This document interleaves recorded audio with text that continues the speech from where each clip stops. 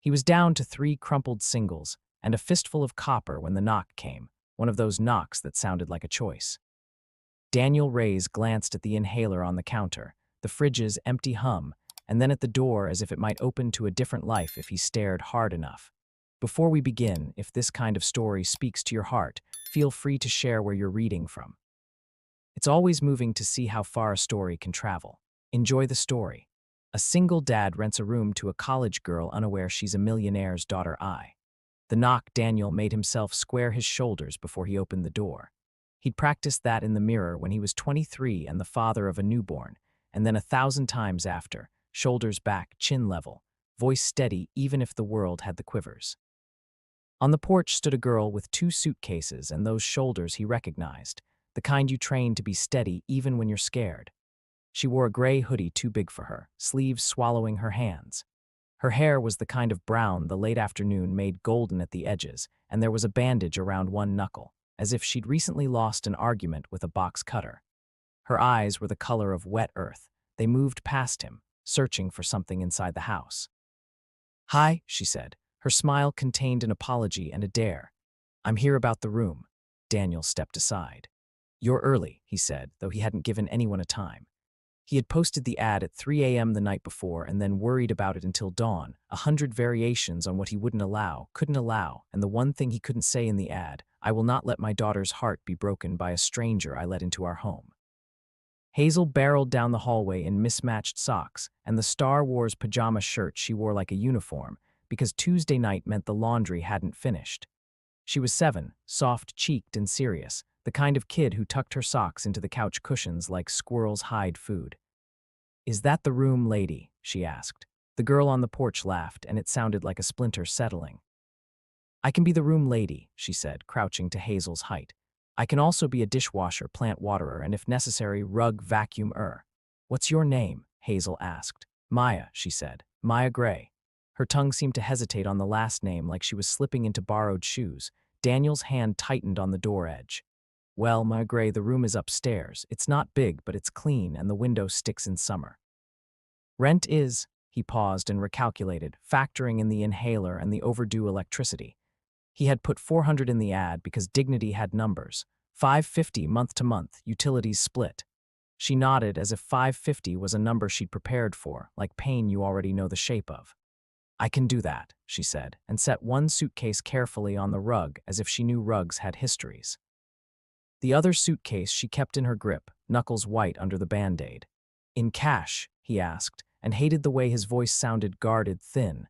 He wasn't a man who liked to talk about money. He liked to fix things with his hands and show up on time and be the kind of dependable that made people forget they ever doubted you. "In cash," she said, and out came a thick envelope from her hoodie pocket. That made him flinch. People who pulled out envelopes like that didn't usually knock on doors like his. He glanced at the crispness of the bills and the way Hazel's eyes went wide with the idea of envelopes that fat. His mind was already running contingency plans, theft, scams, a boyfriend who would turn up and stand too close. "We don't need it all today," he said, pushing the envelope back. "First month and the deposit is fine." "I prefer to pay ahead," she said. "For peace." Hazel, who loved words like they were animals in a petting zoo, tilted her head. "Peace is better than pieces," she announced. Maya's smile changed and tucked something away. "Exactly," she said. "Peace is better than pieces." "Come in," Daniel said finally, because he could feel the decision trying to run away from him. He needed the rent like lungs need air. He needed the sense that the floor under their feet wouldn't tilt. The house smelled like coffee and laundry detergent, and a hint of the lemon oil he used on the banister when he was trying to unstick the day. The living room was a testimony to 1,000 small repairs. Daniel replaced broken things as if the world could be made kinder by the insistence of wood and glue, chair legs doweled back together. A bookshelf bracketed where the cheap wood had bowed. A patched spot on the ceiling where the roof had once leaked. Maya took it all in quietly. Her eyes landed on the small index card taped beside the kitchen light switch, the one Hazel had written in purple marker. "Don't forget, breathe, water plants, feed fish, feed ourselves, be kind." "You have a fish?" Meyer asked. "Had," Hazel said. "He went to the river to be a legend." "Hazel," Daniel warned. It's okay, Maya said, resting the suitcase against the dining chair with careful, deliberate movements. I used to have a turtle. He ran away. Turtles can't run, Hazel said. Mine did, Maya said solemnly, and in that moment the two of them became people who would keep each other's secrets. Roman 2. The house of small repairs, the room upstairs, was painted a soft blue that Daniel had chosen during a more optimistic August 3 years ago. There were 2 nails in the wall at exactly the right distance for a poster and a mirror.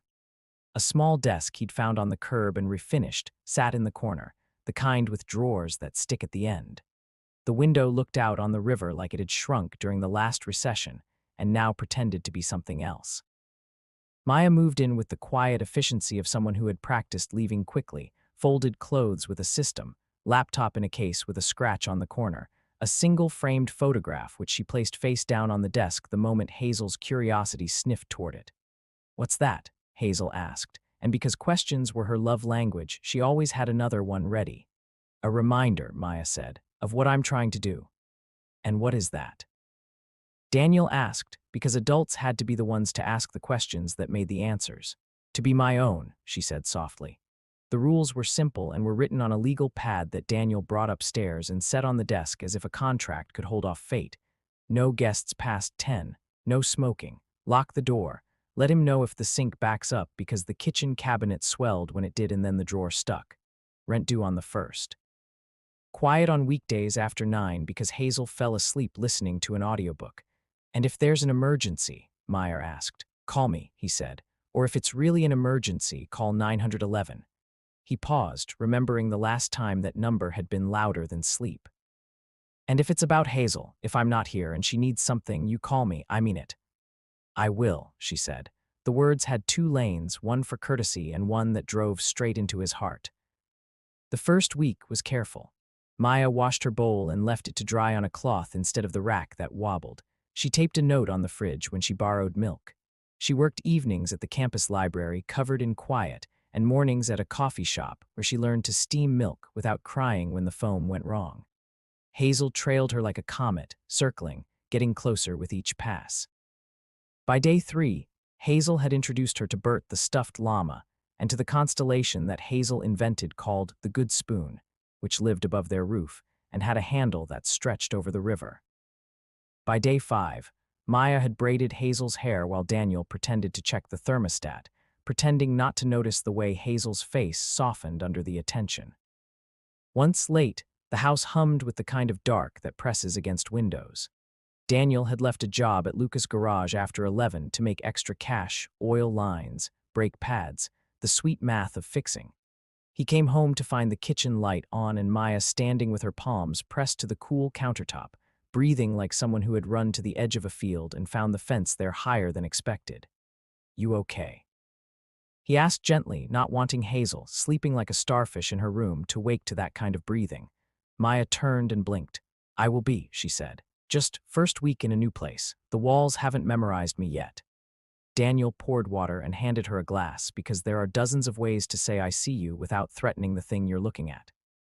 She took it, and for a moment, in the kitchen with the lemon oil and the hum of the fridge, the distance between their worlds seemed less like a canyon and more like a rope bridge you could cross if you held on. Roman 3. Names and other fragile things in the neighborhood, news traveled at the speed of a screen door. Mrs. Alvarez across the street watched with an interest that could have been called nosy if it weren't also wrapped in fondness. Luca dropped by to borrow a wrench he didn't need. He looked past Daniel and saw Meyer at the table with her laptop and Hazel's math homework, making division look like an adventure. "That the tenant," whispered Luca. "That's her," Daniel said. "She's got a watch that costs more than my car," Luca murmured. Daniel blinked. He hadn't noticed the watch until then, sleek and thin, the face the color of rain. The strap had the simple kind of expensive that rich people favor. He brushed it off. "You think everybody's rich if they don't chew the same brand of gum you do." Luca shrugged. "She parks her bike by locking it properly, Dan. Proper lock, proper angle. Only people who grew up with a driver learn that from YouTube." Daniel snorted. "You watch too many movies." He didn't ask, though the questions stacked up. He wasn't owed her history, and he remembered too well what it felt like when someone tried to audit your life. He had once worked on a crew building a parking structure downtown for Caldwell Development, the monolith that had put its glass teeth everywhere they could bite. When the mill closed, the same summer, they said the river had different fish now. He took any job that let his hands survive.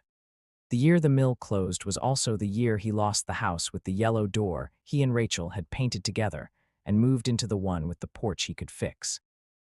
That was also the year Rachel decided to leave, the day after Hazel learned to say specifically instead of pacifically, the day after Daniel learned how quiet a house can become when the person you love forgets how to stay. He had opinions about wealth that had calcified around a grief he didn't inspect too often. He had put those opinions in a jar with a screw-top lid and labeled it, "Don't open unless you want to ruin dinner." On a Wednesday, Daniel came home with sun in his hair and grease under his nails. He dropped his keys in the bowl by the door and found Maya and Hazel sitting on the floor beside a cardboard fort that had once been a refrigerator and was now a castle. Maya had drawn arrow slits with marker. Hazel had named the fort the Peace Fort and insisted the drawbridge had a password. Password. Meyer asked when Daniel approached, trying something like a smile at him, like maybe this rope bridge could hold. "Please," he tried. Hazel nodded. "You can come in." Something tightened in his chest and then loosened. "You know," he said to Maya later, after Hazel had been coaxed to brush teeth with a song, "not all of this is required." "What do you mean?" she asked carefully. "You're paying for the room." "You don't have to," he gestured to the fort, the braided hair, the laughter pinned into the corners of the room like prayer flags. "I mean, she's a kid. People leave sometimes. I just don't want her to think." Maya's face changed, like shadow across water. "I know people leave sometimes," she said. "I also know what it looks like before they do. I'm not going anywhere, at least not without telling you." Her mouth quirked. "And I like forts." Daniel looked at her for a long moment. "Okay," he said, "because trust is not a leap so much as a series of small steps that end up looking like a bridge. But the envelope in her hoodie, the watch, the crispness, those small things collected like static." On Thursday afternoon, while Hazel was at school, Daniel stopped at the pharmacy and watched the screen above the register flicker from weather to news to a missing person alert. The photo was of a girl with hair like late afternoon and eyes like wet earth, wearing a gray hoodie. The Chiron, Victor Caldwell, offers reward for information about missing daughter, Maya Caldwell, 19. The coin scale inside Daniel tilted and dumped everything on the floor. He stared at the screen a second too long, then looked behind him to see if anyone else had noticed his face. The cashier spoke. "You find everything okay, Mr. Reyes?" He lied. "Yes." He took the inhaler, the pasta, the dish soap. He drove home with hands too tight on the wheel. He sat in the car while the radio hummed an old song about summer. Then he went inside and found Maya sitting at the table with a textbook on urban planning, underlining phrases like community trust and land use, as if the words themselves were a map out of wherever she had been. Daniel set the bag on the counter, took a breath that tasted like pennies. "Caldwell," he said. Maya's pen stilled. "I saw it on the news." Silence filled the room with a careful kind of danger. She put the pen down and looked at him straight. "I'm sorry," she said. "I should have told you." "You should have told me before you moved in," he said, the steadiness he'd practiced cracking. "There are men in suits on TV. There are people with resources. I have a kid here. You don't get to turn our house into," he caught the fury, kept it from becoming a weapon, "into whatever your life is." "I know," she said quietly. "I thought I could keep the two things separate." Daniel laughed without humor. "Rich people think that. The rest of us know kingdoms don't stay in their lanes." She flinched but didn't look away. "I'm not my father's money. I'm not his plan." She swallowed. "I left because he had a list for me. Schools I didn't want. People I was supposed to be friends with, a public life I hadn't chosen, and because," she stopped, the words running into a wall. "Because," he pushed. "Because I found the plans for Riverbend," she said, and the word belonged to their neighborhood like a tattoo. "He wants to tear down this block and the next and call it renewal. He calls it activating the waterfront, like the water was asleep and the people here were a mistake. When I told him I wanted to study urban planning and community development, he said, 'Why plan when you can own?' When I told him I wanted to work with people, he said, 'The people work for you.'" She held his eyes. Your house was a red dot on his map. The breath went out of him. For a moment, the kitchen, the lemon oil, the humming fridge all blurred. "You could have told me that at the beginning," he said. "I didn't know how to make it sound like anything other than a threat," she said. "And I didn't want to be my father's messenger." Something fragile cracked between them, not a break, but a line you could trace with your finger.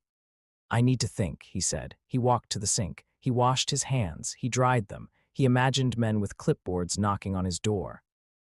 He imagined Hazel standing at the peace fort in a house with no floor. He turned back to Maya. "There better not be men in suits outside my house," she blinked. "There have been men in suits outside my life since I was a child," she murmured. "But I didn't tell them where I was going this time. I changed my number. I ditched the driver. She stopped, caught between truth and the reason to lie.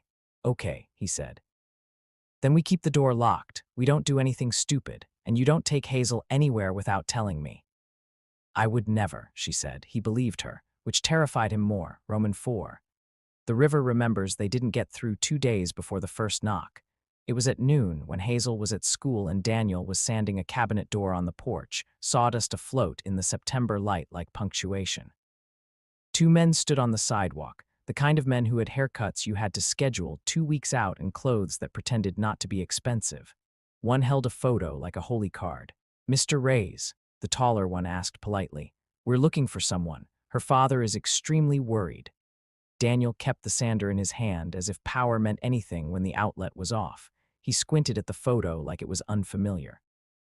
"Can I help you?" he said. "We believe Ma Caldwell might have been in this neighborhood," the man continued. "We're not police, we're private security. If you see her or if you know anything, please call this number." Daniel looked at the number and memorized nothing. "I'll call if I see anything," he said, and kept his face from being a betrayal. They nodded and left a card. One of them looked at the porch's railing, at the banister Daniel had sanded and oiled 5 times. He nodded at it as if he could buy it. "Good work," he said. Daniel wanted to say, "You don't get to talk about this house." He swallowed it. The men left. The card burned a rectangle in his pocket until he fed it to the kitchen trash and took the trash out and poured coffee grounds over it like grave dirt. He returned to the table. Maya sat there with her hands clasped, careful and white-knuckled. "I heard," she said. "They never ask without already knowing." Daniel rubbed his face. "What's your father going to do if he finds you?" "Take me home," she said, and her mouth twisted around the word.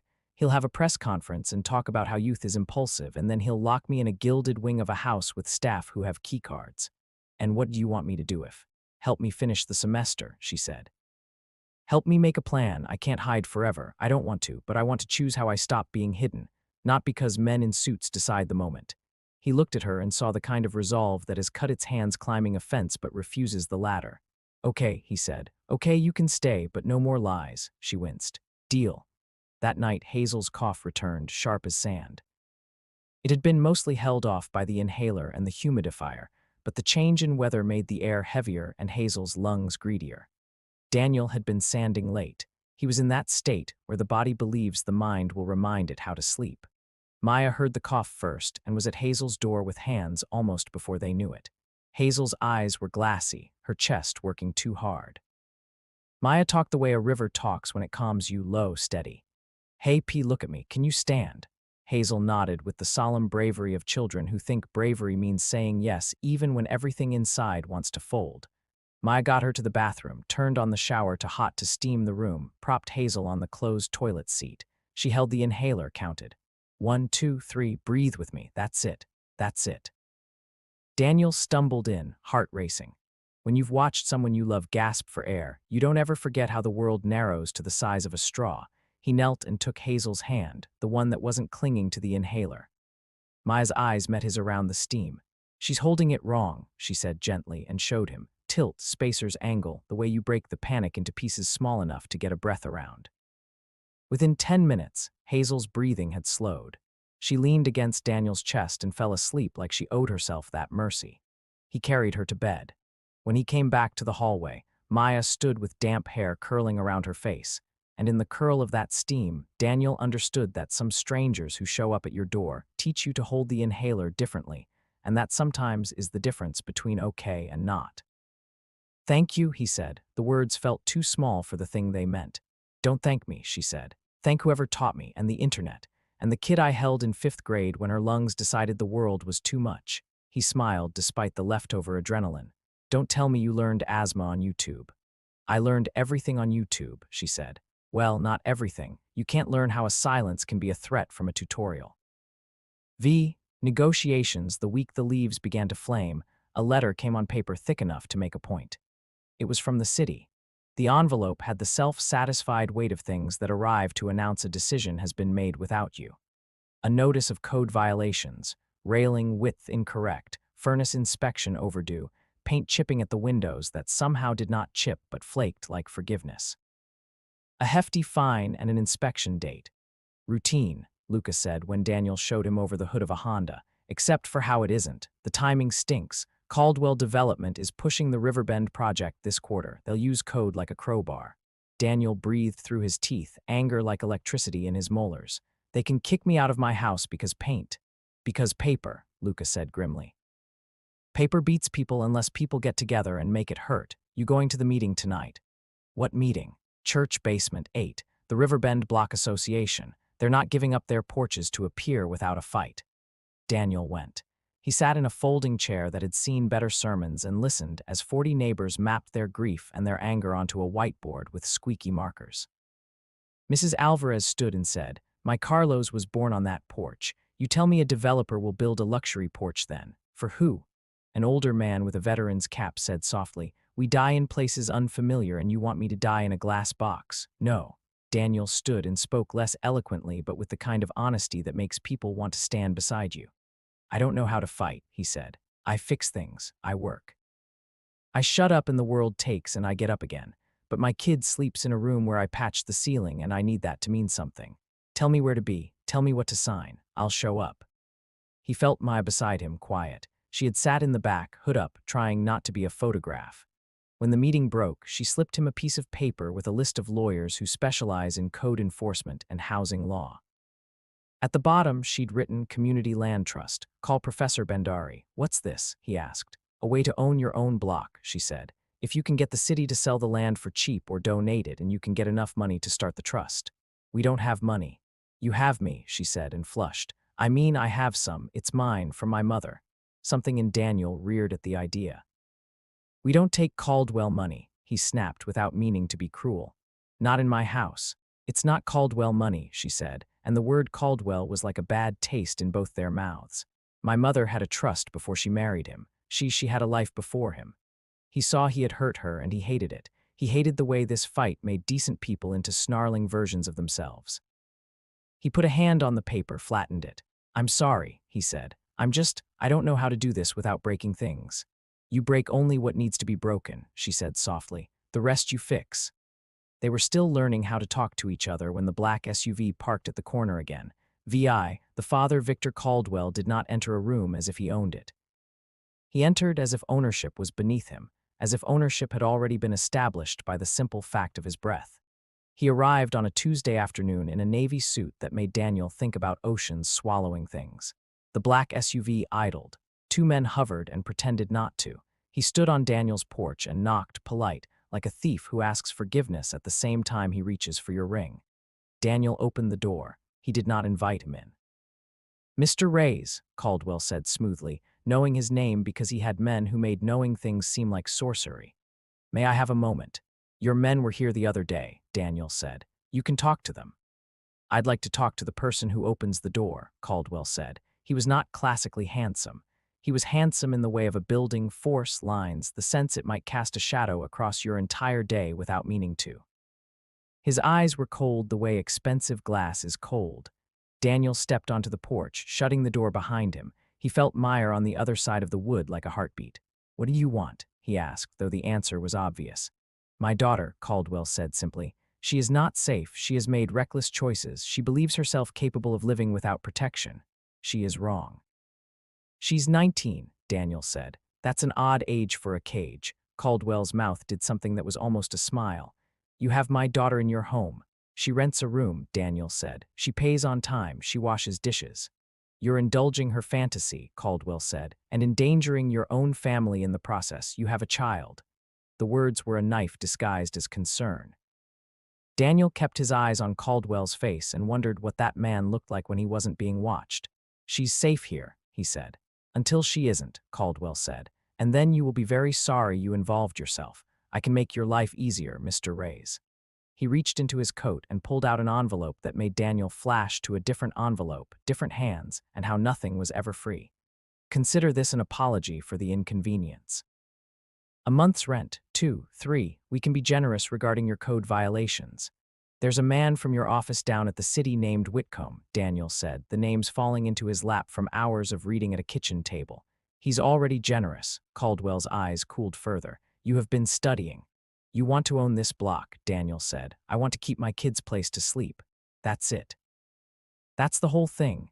Your kid, Caldwell said softly. What about the mother? Does she have an opinion on your decisions? Daniel heard the threat lay down beside his daughter's name and hissed. My wife left, he said. She gets to live with that. I get to live with what comes next. They stood there for 3 breaths like gladiators who had realized the arena wasn't as large as it looked. Then Meyer opened the door. The look on Caldwell's face when he saw her was complicated, relief, fury, something like grief if grief had been taught how to hide in expensive places. Maya, Dad. Her voice did something Daniel had never heard. It flattened to a place where all spikes could be set down. Come home, Caldwell said, and for a moment there was a father in the tone. Enough of this. We'll talk to someone about the ideas you're having.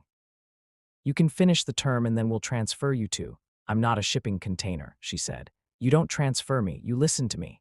I am listening, he said tightly. Then hear me, I won't come home unless you stop Riverbend. You don't bargain with me, he said, stunned. You bargain with everyone else, she said. Try with your daughter. Caldwell's jaw flexed. He glanced at Daniel as if the presence of this house was an insult. We will discuss this in private. I am in private, Maya said, because I have a right to a life that isn't built by your board. You don't get to lever my heart to move your numbers. You don't understand the complexity, he said. There are investors, there are timelines. You cannot make this demand without consequences. I am done living as a consequence, she said. Victor Caldwell retreated, not gracefully. He pulled his rage into his suit and wrapped it like an expensive scarf. This isn't over, he said to Daniel. Then to Maya, quickly, a word that sounded like a prayer and an oath, stubborn. She flinched as if the word had history. Goodbye, Dad, she said. He went down the porch steps like a man who had never in his life had to take stairs he didn't own. The SUV swallowed him. The street exhaled. Daniel let the breath out slowly. He turned to find Maya leaning against the doorframe as if the world was heavy. He wanted to ask 100 questions. He asked the one that mattered. Are you okay? No, she said honestly. But I will be. Romans 7. The X and the edge. Sometimes life does not send the thing you expect. It sends the thing that wedges itself into the gap left by all your attention on the other thing. 2 weeks after Caldwell's visit, while Daniel was carrying laundry and telling himself not to buy an expensive coffee, even though his bones had the ache that asked for it, Rachel showed up. She was thinner. Her hair was in a messy bun that had conceded to gravity. Her eyes were the color of a lake on a windy day, restless. She wore a T-shirt from a band Daniel had loved when he was 19. She looked at the porch like it had betrayed her by still existing. Hi, she said, and the voice had old keys in it. Hazel, hearing the voice and not knowing to flinch, ran to the door. Mom, she asked in that tone children have for mythical creatures. Rachel's face did a dance of joy, shame, hunger. Hi, Hazelnut, she said. Look at you, you're so big. Daniel's hands tightened on the laundry basket until the plastic creaked. Rachel, he said, what are you doing here? Rachel looked past him like she always had, as if rooms were built for her to cross and not to stay in. I heard about the development, she said. I heard. A lot of things. I came to see if you needed. She looked at Maya, who had appeared like a guardian at Daniel's shoulder. Rachel's eyebrows went up. Who are you? A tenant, Maya said, calm. Rachel's gaze lingered a second too long on the way Maya fit in, the way Hazel leaned toward her. A storm moved across Rachel's face. A tenant, she said. Right. We're okay, Daniel said, because sometimes you tell the people who left that you are okay even if you have 3 singles and copper in your pocket. We're handling it. Rachel took a breath. I talked to someone, she said, about custody. She threw the word like a handful of nails.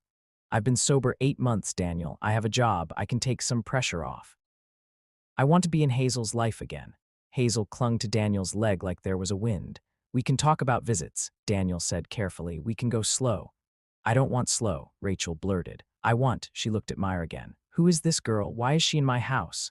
She's not your anything, Daniel corrected gently but firmly. You left. This is the house where I am raising our daughter. Something like shame flickered. Then defiance. You think you're better because you stayed, Rachel said. You have no idea what it cost me to leave. She flung an arm toward the street. I saw one of those men in suits. He said if I filed for custody, if we made noise, if we… You talked to Caldwell's people, Daniel asked, cold. Rachel's face crumpled and then hardened. He said he could help. He said he could make things easier for me. I don't have what you have. I'm trying. Daniel felt the peculiar kind of fury reserved for men who had the body memory of a woman's laugh in their hands and the present reality of her absence. He kept his voice quiet for Hazel's sake. Don't let him use you to break the only home your daughter has ever had. Rachel's eyes filled with tears that made him remember a girl who cried at stupid commercials and then ran away when they asked her to sit and feel. He measured with his anger and cut with compassion. Come Saturday, he said. We'll make pancakes. We start from there, and you stay away from Caldwell. She nodded too fast. Okay, she said. Pancakes. She left. Maya stood very still beside Daniel until the street felt empty again. I'm sorry, Maya said. This isn't your fault, Daniel said, surprised that he meant it with a fervor that felt like relief. He watched his ex-wife get into a beat-up car, watched her crack the window and smoke the cigarette she said was her last 3 cigarettes ago. He watched the SUV at the corner not move. He put the laundry down and found the wall with his hand. He's going to try to break me, he said. Different angles. He'll use anything. He doesn't believe anything is as strong as his money, Maya said. He lacks imagination. Daniel laughed, a sound that had color at the edges. Then let's lack fear. They made pancakes on Saturday. Rachel showed up late with daisies and a kitten impulse to touch everything at once. She cried when Hazel poured batter and the shape was like Minnesota. They ate, they talked about school, they promised it would be a routine. For 3 weekends, it was almost a routine. Hazel smiled in the particular way children smile when the ground under their feet is not as treacherous as it used to be. Daniel breathed. Then the court summons came. Rachel had filed for joint custody. It sat on the table like a live wire. The papers had an attorney's signature from a firm that donated to Caldwell Development's pet charities. Rachel's apology text came in broken grammar like the words had spilled in the rush. I didn't know they'd file so fast. It's only so we can have it on paper. This is how we make it right. Please don't hate me. Daniel did not hate her. He hated the way men like Caldwell could turn people into tools and call it benevolence. The court costs, the forced appointment with a mediator, the hours missed at work, the arrangements made to be in fluorescent rooms at 10 a.m. The slow grind exhausted him. Hazel's teacher sent a note asking if something was wrong because Hazel's math had suffered. Daniel replied with a thank you and a lie. When he slipped out onto the porch one night and put his face in his hands, Maya sat beside him, close enough to be there and far enough to be invited. Let me help, she said. I can pay for the attorney. No, he said, and the word was a stone. I can't take your money. I can barely take your kindness. Then take my plan, she said. We can do something that isn't just defense. What? Sometimes you have to make your own story, she said. If my father silences everyone, I will speak so loud they can't ignore me. He has a public meeting next week, City Planning Commission. He'll be there. The press will be there. I will go. I will say my name. You're 19, he said. The press will chew you up, she shrugged. They already have knives out. I'd rather choose when to get cut. He looked at her and saw the child she had been, and the woman she was becoming, and the bridge between them she'd had to build with no one to hand her boards. He wanted to stop her because he had a daughter, and stopping young women from stepping out in front of wolves is a reflex. He wanted to let her because he had a daughter, and she would need the world changed, and this might be how. Okay, he said, heart thudding. Okay, Roman 8. The meeting the church hall had bad fluorescent lighting and good donuts. People poured in with their Sunday best in their eyes even though it was a Tuesday. A projector screen was set at the front, full of maps with cheerful colors that made destruction look like a rainbow. The city planning commissioners sat in a row like gods who bought their suits at the same store. Victor Caldwell took a seat in the second row, the sort of seat that let you be seen without being stared at. Daniel had never spoken in a room like that. His voice had always been so used to echoing in garages and kitchen walls that the sound of it on a microphone made him feel as if he'd stolen someone else's throat. He stood, name at the lectern, and told the story of a railing, a patched roof, a girl who slept under a ceiling she could name. He cried only a little at the edges, and he didn't care. He said, "We are not blight. We are not a line item. We are a history you cannot repave." People clapped in the way people clap when they recognize themselves in your words. Then Maya stood. She had a hoodie on, but this time she pushed the hood back. She had her hair braided like she was reminding herself where her head was supposed to be. She approached the microphone the way you approach a dog you have decided not to fear. You make yourself taller than your fear, and you keep your hands visible. Commissioners, she said, my name is Maya Caldwell. I am 19. I am a second year at the State College. I am the daughter of the man whose name is on this project. The sound in the room changed. People's phones lifted like birds. Hi, Dad, she added, not looking at him. I am here because I have listened to your meetings my entire life, and I have never heard my neighbors in your numbers. I am here because I believe in cities, and I believe in rivers, and I believe in the spaces in between, the porches and the corner stores, and the way Mrs. Alvarez paints her steps a different color every spring. I am here because your map shows my friend Hazel's house as a red dot that means remove. She gave specifics. She spoke of how Caldwell Development used shell companies to buy houses cheap, how code enforcement notices clustered like a rash, how the timeline moved in time with the re-election cycle. She did not accuse, she narrated.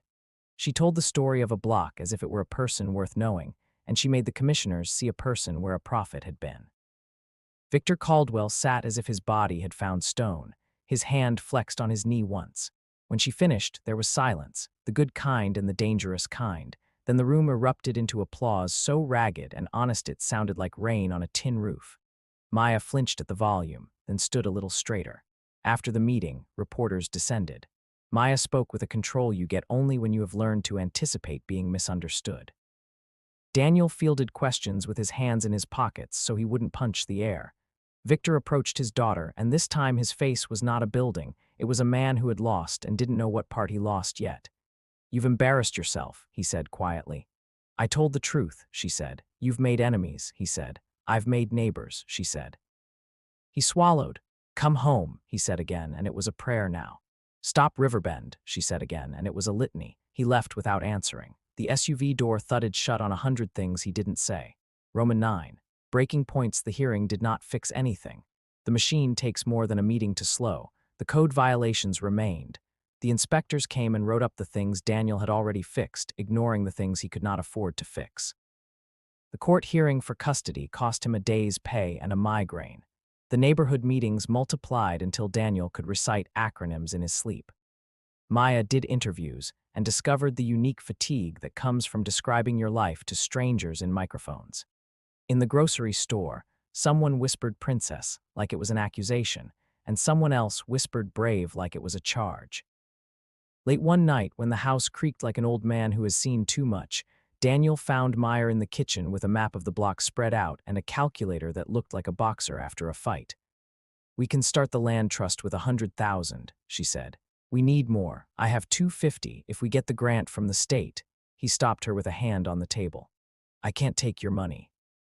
You can take my partnership, she said fiercely. I am not a donor dropping in. I am someone who lives here. I am someone who will fight for the thing that kept me from going home.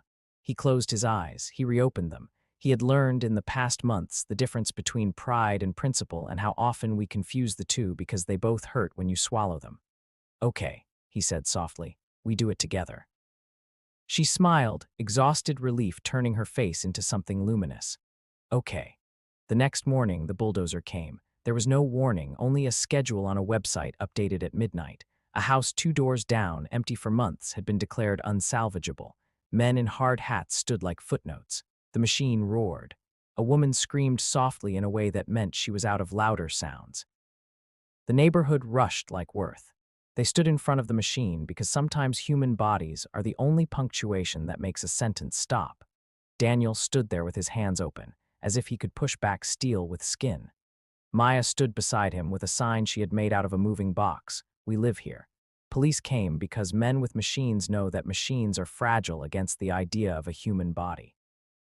Negotiations were shouted in big letters. A captain who had grown up 3 blocks away tried to make his voice reasonable. Step back, he said. We're not here to hurt anyone. You brought the thing that hurts, Mrs. Alvarez said, voice tight as wire. Someone filmed, someone prayed, someone called Caldwell. It didn't matter. The machine waited, idling the way money does. Daniel felt a hand slip into his left. He looked down and found Hazel had snuck from the sidewalk and stood beside him like a small comma. Fear shot through him. Hazel, no, he said, trying to shuffle her back with his leg. I want to stand where you stand, she said, face set like stone. If they take the house, they have to take us. No, he said, heart in his throat. That is not how this works. Go back. He caught Luca's eye. Luca pulled Hazel gently, murmuring into her hair. She went reluctantly because she had learned the difference between bravery and dangerous. The bulldozer's engine coughed. It paused. A second SUV arrived. Victor Caldwell stepped out without fanfare and walked toward the line of bodies like a man who had never really seen bodies. He saw his daughter first. The sign. The hair, the hood down. He saw Daniel like a hinge at the center of the door he could not open. He saw the house beyond them, the way the sun warmed the wood like a benediction. He raised a hand. The foreman paused, his expression a complicated mixture of relief and resentment. Caldwell walked closer until he stood a foot from Daniel. Move, he said quietly. No, Daniel said, same volume. Move, he said to his daughter, eyes pinwheeling a warning. No, she said. Stop this. He exhaled, a sound like paper folding. He turned to the foreman. Stop, the foreman looked confused. Sir? Stop, Caldwell repeated louder. Turn it off. The engine died. Silence rushed in like a tide. Caldwell looked at the house. He looked at the people. He looked around as if surprised at where he had arrived. Then he pulled out his phone like a man about to fire someone or save them. Ray, he said into the phone, pull my company out of Riverbend. Yes, today. We're selling the parcel we own to the city at cost. No, I don't care. I'm not asking the board. They can spin me. Tell them it's a personal conflict. I'm done. He hung up. He said to the foreman quietly, pay your men for the day. Send them home. The foreman nodded, baffled but not unhappy, to rest. The crowd murmured, half cheered, half stared like they had just seen a building weep. Caldwell turned back to Daniel and then to Maya. His face, for once, looked like skin. I am not a good man, he said, and something in the way he said it made Daniel believe he knew the truth and was tired of it. But I am your father, he said to Maya, a muscle in his jaw clicking like a clock, and I will not be the thing that ruins what you love. Maya's eyes overflowed without permission. She did not step into his arms. He did not reach. They stood in the distance where fathers and daughters sometimes have to live until someone puts up a bridge. The long memory of river stones. It was not an ending. It was a door pried open. The board at Caldwell Development replaced Victor as chair within a week. The news cycle spun. Some said hero, some said stunt, some said weakness.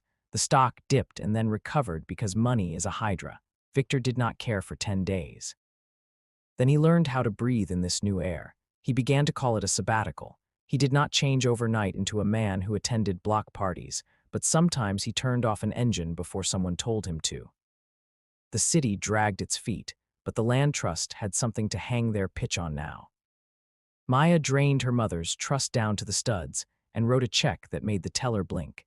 And that made Daniel go to the bathroom and throw cold water on his face so he wouldn't spread his pride all over the minutes. They formed a board. The trust bought the first 2 houses, then a third. They set rents at numbers that made accountants sigh and children laugh. Daniel found himself on the board because he could build carpentry and consensus. He learned acronyms that sounded like incantations and made some of them actually work. In court, the custody case got messy. Rachel arrived late and then early and then not at all. Daniel and she did not shred one another. They handed the judge a plan that looked like 2 people doing their best. The judge, tired, blessed it. Hazel began to understand that love comes in shapes, and sometimes the shapes have holes in them. She put them on paper anyway and colored the holes in with stars. On a Thursday in March, Maya sat at the kitchen table with an acceptance letter to a summer institute in urban planning, the kind where they study not just buildings, but what buildings do to people. Daniel made coffee and tried to drink it like a regular day. Hazel, now 8, painted a sign that read free tomatoes for anyone who says please. Where is it? Daniel asked. Chicago, she said. I'd be gone for June and July, back in August. He nodded, and something in his throat rattled. You should go, he said. The city has a lot of rivers, she smiled. You'll be okay. He looked at Hazel. He looked at the porch. He looked at the calendar that had more meetings than days. We'll be okay, he said. We know how to build bridges. She laughed, shy and proud. I'll come back, she said, because sometimes you give the promise that keeps a heart from shrugging. He believed her. He didn't demand a forever. He had learned that forevers are made out of 1,000 todays, and today was the one you could hold. On her last night before the program, the block had a party the way you do when you survive on purpose. There were folding tables lined with dishes that had histories and aluminum foil. There was music from someone's father's speakers. There were kids running as if asphalt were a trampoline. There was a cake with icing that said thank you, Maya, and underneath that, because Hazel insisted, said and also thank you, room lady. Victor came. He stood on the edges like a man who's never been held by a crowd. He brought a Tupperware of something he'd asked his chef to make, and that tasted suspiciously like cumin and humility. He watched his daughter laugh and knew there were rooms he would never again be invited into, but here was this street, and he might be allowed to stand at its curb and witness grace. He approached Daniel as the sun slid low and broke the river into gold coins. "Mr. Reyes," he said. "Caldwell," Daniel said, which was the closest thing to a truce. They stood awkward and then less. Victor looked at Hazel, who was arguing about marigolds with Mrs. Alvarez as if marigolds were a policy. He looked at Maya, who was teaching Luca how to make a paper boat that doesn't sink. He looked at the porch where a sign said this house has teeth and a heart. "I don't know how to do this," Victor said finally, surprising himself with the confession. "I was not taught. My father, he taught me that love was a thing that came if you earned enough." "I wasn't taught either," Daniel said. "My father taught me how to hammer nails straight. The rest I learned by missing and starting over." Victor nodded. "Your daughter seems safe." "She is," Daniel said, and the weight in his voice could have tipped a scale. Victor took a breath that could have been an apology. "Thank you for not breaking my daughter." Daniel almost laughed. "She broke out on her own," he said. "She also built part of us." They shook hands. It was not a miracle. It was a beginning you could stand inside without holding your breath. When the party thinned, night came like a soft animal. Maya descended the porch steps and stood in the yard facing the river. The water moved as if it had known worse and still sang. Daniel came to stand beside her. Hazel wove through their legs like a cat and leaned into Maya's hip. "Be brave," Hazel commanded. "I will," Maya said. "You be kind." Hazel nodded as if appointed. Maya turned to Daniel. "Thank you for answering the door," she said. He thought of 3 singles and copper coins and how a door is a choice. He rested a hand on her shoulder, careful like good carpentry. "Thank you for knocking." She smiled then, the kind of smile that belongs to people who have become taller than their fear. She hugged Hazel. She hugged Daniel quickly, the way you hug a dock you're about to push off from. She walked to where Victor stood, and for a second he looked like a man about to lose something and then like a man about to let someone go correctly. He opened his arms. She stepped in. They held a count long enough to be a sentence, then let go, and chose to believe they could write more. The summer Maya sent postcards, a skyline like teeth, a bridge that looked like it could carry a stadium, a library that insisted on quiet. She wrote about zoning and about music, about other people's neighborhoods and how to learn their names.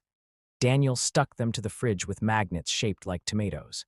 Hazel drew new constellations, the good screw, the map that stays. In August, Maya returned with a sunburn and a new callus on her middle finger from holding a pencil. She had a plan, scribbled in a notebook with coffee stains. She had a friend from the program who wanted to come start an after-school robotics club. She had a sense of her own life that was beginning to make a sound like rhythm. She moved back into the little room with the sticky window and the desk with the drawer that stuck. They made a routine again. They broke it sometimes. Rachel came on Saturdays for pancakes and sometimes stayed long enough to help with homework. Her restlessness eased, her eyes less windy. One winter morning, Hazel woke Daniel by standing at the side of his bed in snow boots. "It's snowing," she declared. The block sparkled. They pulled on coats and ran outside and made imperfect snowmen that slumped under afternoon sun. Maya threw a snowball at Victor when he arrived with 2 thermoses and a look of someone who was learning to wear a hat. He grumbled at first and then threw one back and pretended to miss. Years later, the land trust built a small building on the corner where the bulldozer had once idled, brick red, with a mural of a river and the words in Hazel's handwriting, "The house that held the sky." The ribbon cutting felt like the end of a movie, except that everyone had to go home and do the dishes after. On the day of the opening, Maya stood at the microphone with the same careful control she had learned in a church basement. She spoke of community as if it were a person and a promise. Victor stood at the back, his suit less sharp, his eyes less glass. He clapped, not like a donor but like a father. Daniel stood to the side with Hazel, who had ink on her hands from painting the last of the mural late into the night. "Is this forever?" Hazel asked, small and large at the same time. Daniel looked at the building, at the porch, at the river that remembers but keeps moving. He squeezed her hand. "Nothing is forever," he said, "but we made this and that will last as long as it needs to." Hazel nodded, solemn, and then grinned. We should have pancakes. Always, Daniel said. Behind them, Victor cleared his throat. Do you have room for one more at the table? He asked. Daniel considered. He thought about doors and knocks and the way forgiveness is sometimes just a chair pulled up at breakfast. He sighed, a small smile tugging at his mouth. Grab a plate, Caldwell, he said, and bring the syrup. They laughed, they ate, they argued about marigolds. They walked out afterward and stood where the street met the river. The water moved the way it always does. The house behind them held sky. The people in it held one another, uneasy and honest and stubborn and brave. In the ledger of that block, there would always be a line item that read, "A man answered a knock." A girl lied about her name and then learned how to say it louder. A father stopped a machine that was going to take something he had already lost too much of. A child drew constellations out of screws and maps. In the end, what saved them was not the money that left or the money that came. It was the way they learned the oldest rules of being a neighborhood. When someone knocks, if your fear will let you, you open. When you can stop a machine, you do. When a child's breath goes tight, you count together, 1, 2, 3. When the river forgets your name, you say it out loud until it turns its head. And when you can, when there is flour and milk and the will to be kind, you make pancakes and invite one more chair to the table where the sky is held up by a house that remembers.